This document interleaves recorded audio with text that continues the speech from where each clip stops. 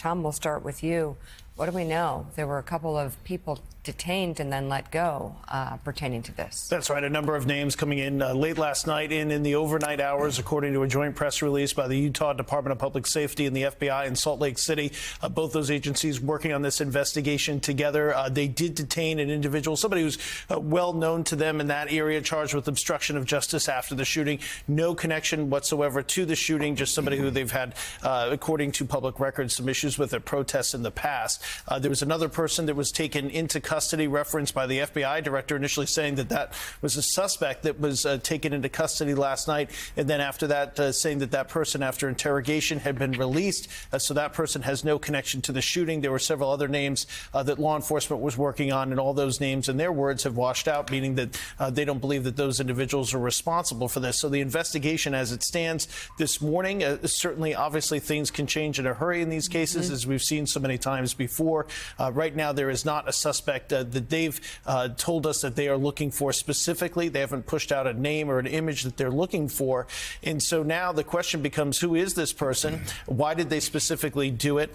Very clearly, they were targeting Kirk. It was a single shot. They were fired from approximately 200 yards away, according to the university. Can you tell us that from 200 yards, what does that tell you about the shooter? Well, within range of somebody who had some proficiency with a rifle, semi-automatic or regular type of rifle. What sticks out to me is not so much the range, the idea that this person, you're looking at an image right now, where they were able to set up, that they were able to set up without detection, had done some sort of planning. Where Kirk is, he's kind of down in a bowl with a tent. So this person was able to set up far enough away where they knew that they could be, and yet at a low enough of an angle where they could fire a single shot, high center mass, and then have the discipline to leave immediately after they knew that shot was successful. This will remind too many of us. It certainly reminds me too much of Butler, Pennsylvania. Sure. Yeah.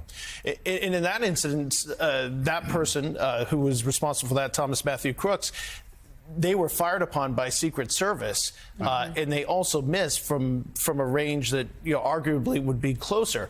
This is a situation now where you have somebody, I mean, you're not going to have Secret Service protection. This Charlie Kirk was not an elected official. We can't secure every single public event that we have to the standards of a Secret Service protectee.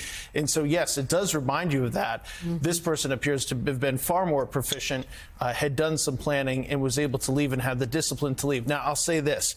Typically in these targeted violence attacks, particularly when there's a political nature, the person does want us to know who they are and what they were about. Having said that, we still don't have a definitive motive for Thomas Matthew Crooks yet. Brian Ruth, who's charged in the second attempted assassination of Donald Trump, that individual is going to trial. That trial starts this week, and they've been, I think, fairly clear in their statements as to why they wanted to do that. So, yes, I think at some point we'll hear about this case. There'll be a resolution to it.